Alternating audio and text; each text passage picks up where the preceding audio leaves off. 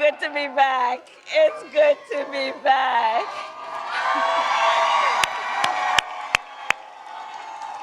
Good afternoon. Oh. Oh my God. Okay. Thank you. Okay, let's get to business. Let's get to business. Thank you. Thank you. I'm very tired. Thank you all. Oh, it's good to be back. Thank you all very much. Thank you. Thank you. Okay, let's get to work. Let's get to work. Let's get to work. Let's get to work. So let me first thank all of you for taking time out of your very busy lives for us to all be here together this afternoon. I thank you so very much for all you do, all you have done, and all you will do over these next 18 days. Thank you all so very much. Thank you.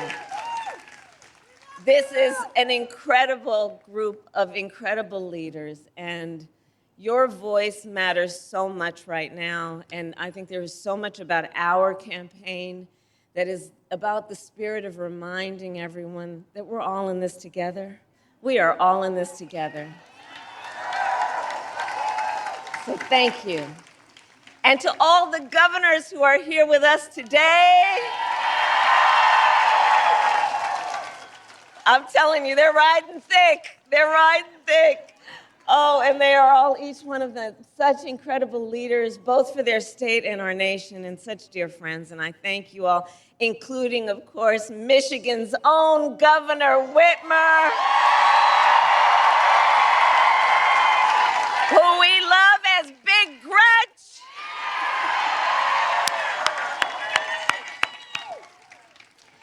And to the governors, I want to say you've been traveling the country for our campaign, and I'm so deeply grateful for your support. I also want to recognize Senator Stabenow, a champion for Michigan, Representative Skolton, who we will re-elect to the United States Congress. And while we're at it, let's send Representative Slotkin to the United States Senate.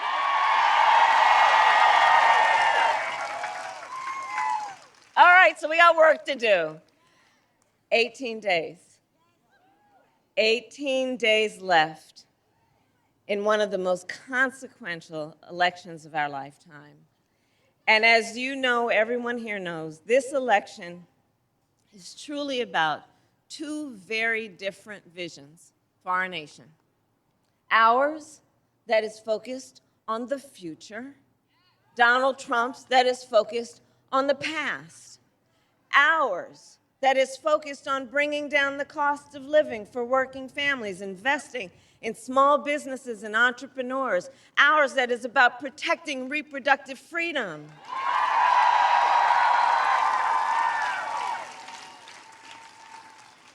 But none of that is what we hear from Donald Trump. Instead, it is just the same old tired playbook. He has no plan for how he would address the needs of the American people. And he is, as we have seen, only focused on himself. And now he is ducking debates and canceling interviews. Come on. And check this out, his own campaign team recently said it is because of exhaustion. Well, if you are exhausted on the campaign trail, it raises real questions about whether you are fit for the toughest job in the world. Come on. Come on. So for all these reasons and more, we are here because we know it is time to turn the page. It is time to turn the page because America is ready to chart a new way forward. America is ready for a new and optimistic generation of leadership that is all of us. All of us. Which is why Democrats, Republicans, and independents are supporting our campaign. In fact, earlier this week, over 100 Republican leaders from across the country joined me on the campaign trail, including some who even served in Donald Trump's own administration. The people who know him best, right? And I believe all of this shows that the American people want a president who works for all the people. And that has been the story of my entire career. In my career, I've only ever had one client: the people. The people. As a young courtroom prosecutor, I protected women and children. As Attorney General of California, I fought for students and veterans. As Vice President, I have stood up for workers and seniors. And as President, I will stand up for all Americans. All Americans.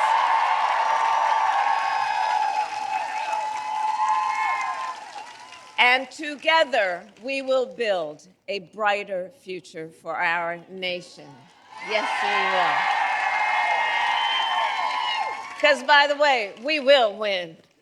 We will win. We will win. Come on.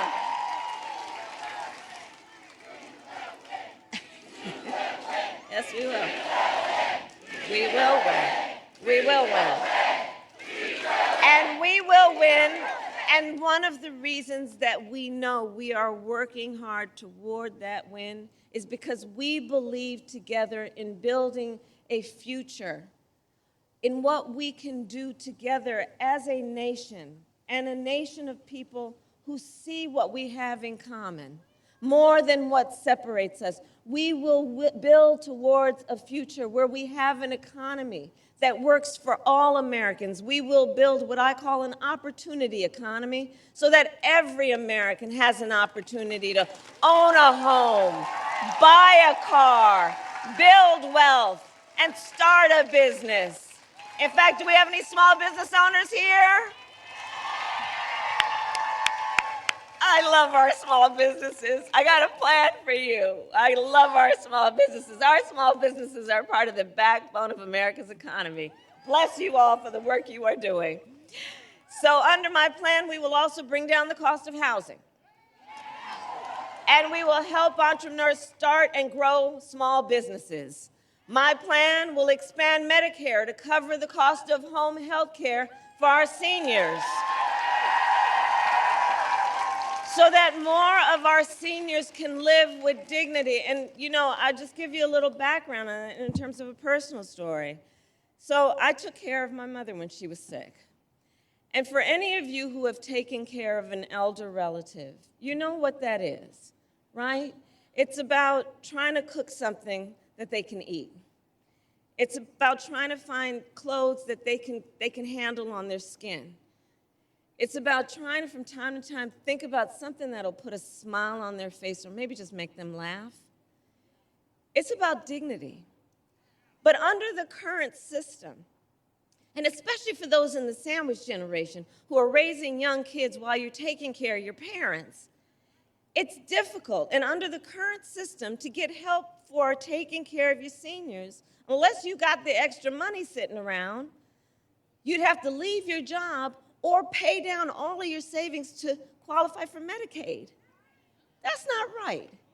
That's not right. So my plan is about saying, let's have Medicare cover the cost of home health care for our seniors, which is a matter of understanding how real people are living and understanding the importance of everyone being entitled to dignity.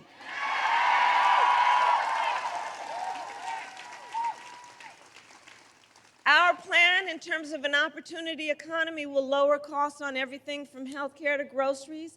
I'll take on corporate price gouging because I've done it before and I will do it again.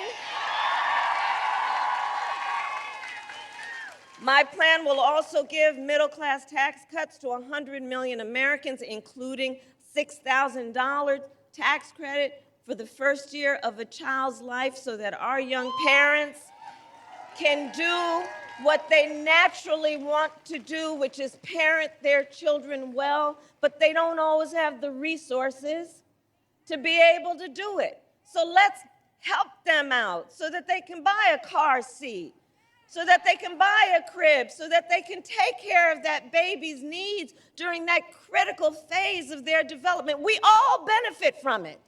We all benefit from it. Dignity.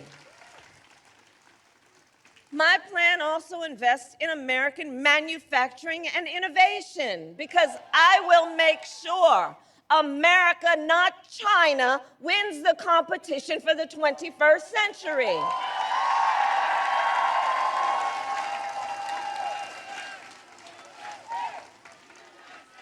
That's right. That's right. And so, to that point, and with pride, we all say, we must and we will invest in the industries that built America, like steel, iron, and the great American auto industry.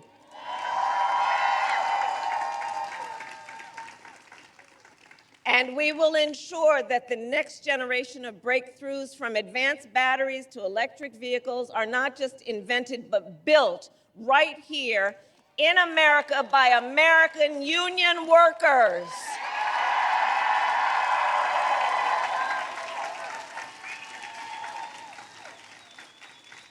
And Michigan, I know I'm going to tell you what you already know, but let us be clear for folks who are watching from different parts of the country. Contrary to what my opponent is suggesting, I will never tell you what kind of car you have to drive, but here is what I will do. I will invest in manufacturing communities like Kent County. Together, we will retool existing factories, hire locally, and work with unions to create good-paying jobs.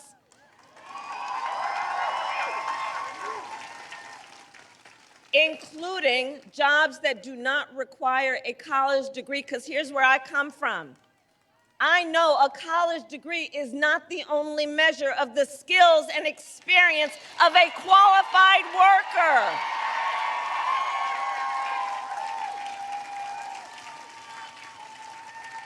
And I intend to re-examine federal jobs when you all elect me president, to assess those jobs that should not have that requirement, and then I intend to challenge the private sector to do the same.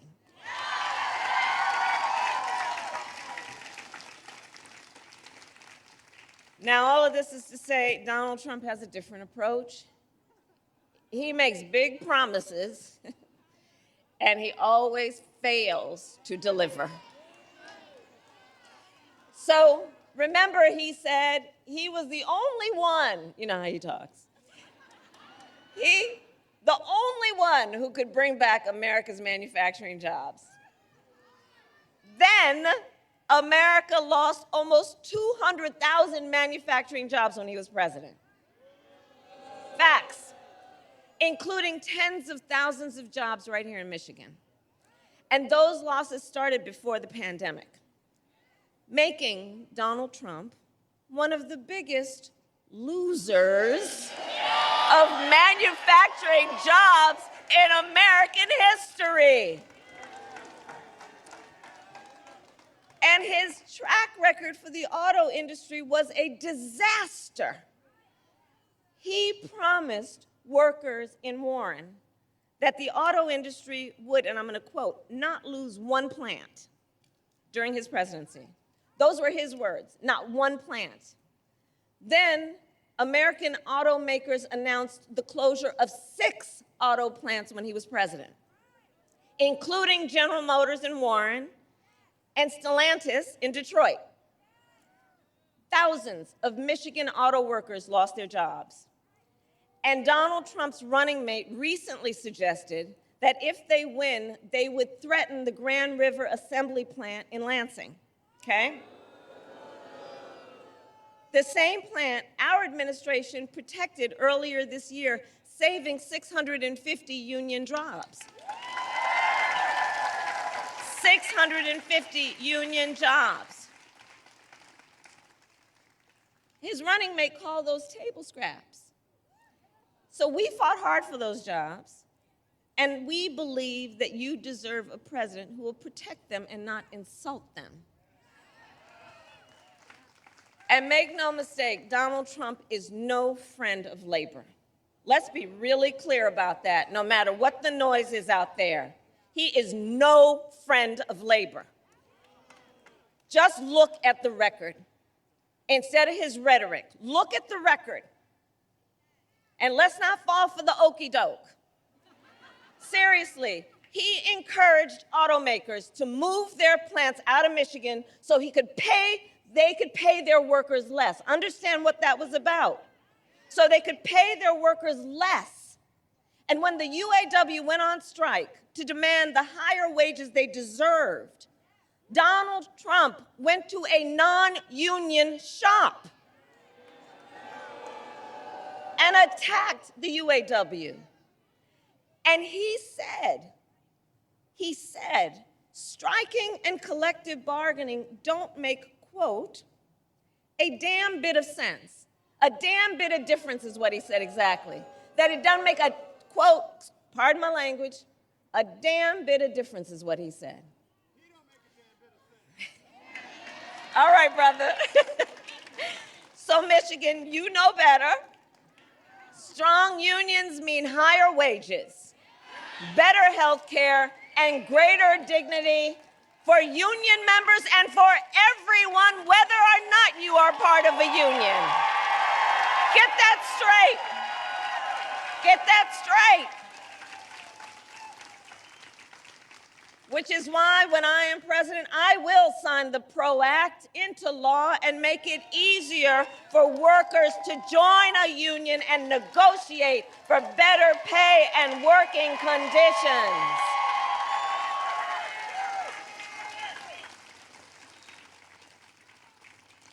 And now Donald Trump is making the same empty promises to the people of Michigan that he did before, hoping you will forget how he let you down the last time. But we will not be fooled, because we know how to read Project 2025. For those who haven't seen it, just Google it. You know, I just have to keep repeating. I can't believe they put that thing in writing. I cannot believe they put it in writing. They bound it. They published it and they handed it out. And now they're trying to run from it? Come on. And so we've read it. It's a detailed and dangerous blueprint for what Donald Trump intends to do if he were elected president. So that's why we know, not only because it's what he did before, that's why we know Donald Trump will give billionaires and corporations massive tax cuts, attack unions, cut Social Security and Medicare, get rid of that hard-fought, hard-won $35 cap on insulin for our seniors. Check out what's in it. It will make it easier for companies to deny overtime pay for workers and impose what I call a Trump sales tax, which is basically, he's talking about at least a 20% tax on everyday necessities, which economists have measured will cost the average family nearly $4,000 more a year. And on top of this, Donald Trump intends to end the Affordable Care Act, okay?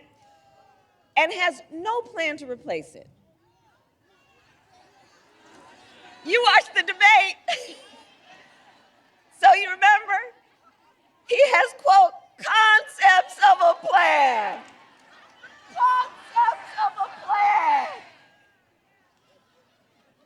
So he's going to threaten the health insurance of 45, we need a medic over here. We need a medic over here. Let's clear a path so they can come through, please.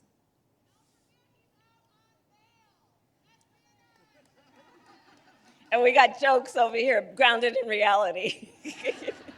We okay? Okay, we're okay. Thank you all. So, here we go. Okay. So, where I was going with that is, many of you may have heard me say, I do believe that Donald Trump is an unserious man. And the consequences of him ever getting back into the White House are brutally serious. Brutally serious. So on that point about concepts of a plan, it's funny. We thought it was ridiculously hilarious when we first heard it. But here's the thing about that.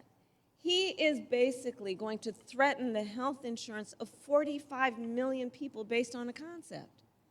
And take us back to when insurance companies could deny people with pre-existing conditions? You remember what that was like? Well, we are not going back. We are not going back. We're not going back. We are not going back. We're not going back.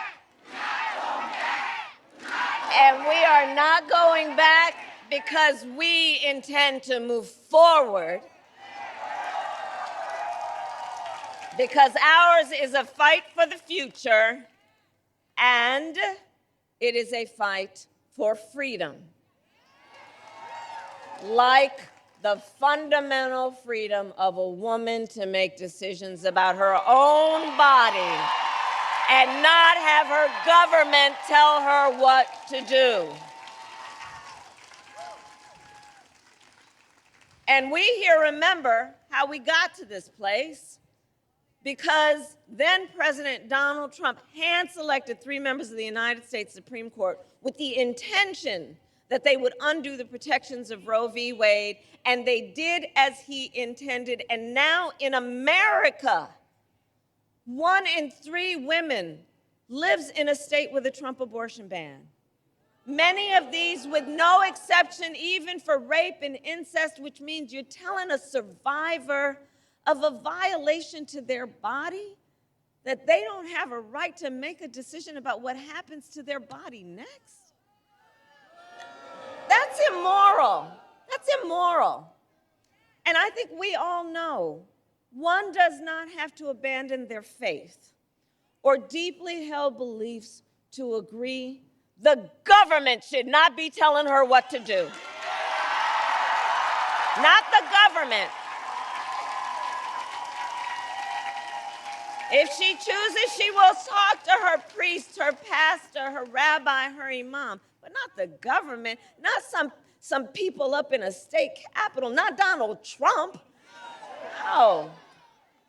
So let me tell you, when Congress passes a bill to restore the reproductive freedoms nationwide, with your help as President of the United States, I will proudly sign it into law. Proudly. Proudly. Proudly. And across our nation, we are witnessing a full-on assault on other hard-fought, hard-won freedoms and rights, fundamental freedoms and rights. I'm traveling our country. I mean, attacks on the freedom to vote. You know, in the state of Georgia, they passed a law that makes it illegal to give people food and water for standing in line to vote. You know, the hypocrisy abounds. What happened to love thy neighbor, right? Attacks on the freedom to join a union, attacks on the freedom to be safe from gun violence, attacks on the freedom to love who you love openly and with pride.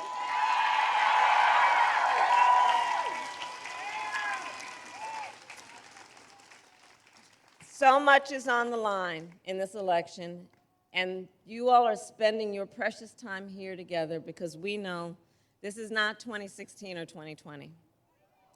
The stakes are even higher this time, for many reasons, including because just months ago, the United States Supreme Court basically told the former president he is effectively immune no matter what he does in the White House. Right. Because we know, just imagine Donald Trump with no guardrails. Just imagine. He who has vowed he would be a dictator on day one. He who calls Americans who disagree with him the enemy from within, You know where that language comes from? The enemy from within, talking about Americans. He who says he would use the military to go after them, American citizens. He who has called for the, quote, termination of the Constitution of the United States of America. And we are clear, someone who suggests we should terminate the Constitution of the United States should never again have the privilege of standing behind the seal of the President of the United States. Never again. Never again. Never again.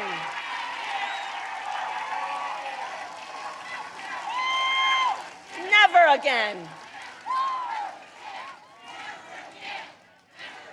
Never again. So, Michigan, it all comes down to this. We know why we're here together. We know what's at stake. And we are here together for one of the most important of all the reasons. We are here together because we love our country. We love our country. We love our country, and we know that it is one of the highest forms of an expression of love of our country, of patriotism, to then fight for our ideals, to fight to realize the promise of America. That's what our campaign is about. And Election Day is in 18 short days, okay? And here in Michigan, early voting starts on Saturday, October 26th, which is 1 week from tomorrow.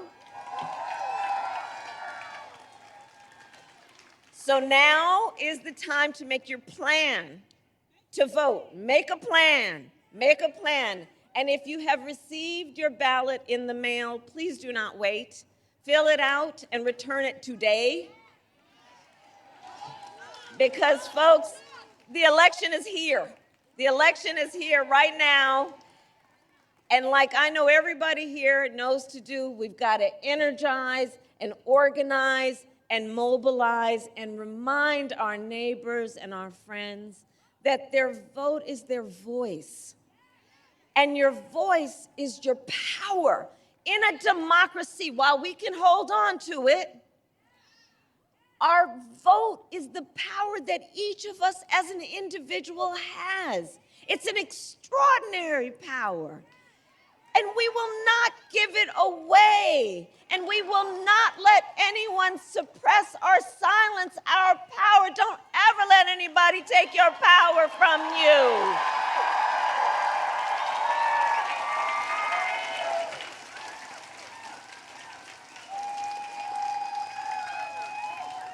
So, Michigan, today I ask you then, are you ready to make your voices heard? Do we believe in freedom? Do we believe in opportunity? Do we believe in the promise of America? And are we ready to fight for it? And when we fight, we win. God bless you, and God bless the United States of America.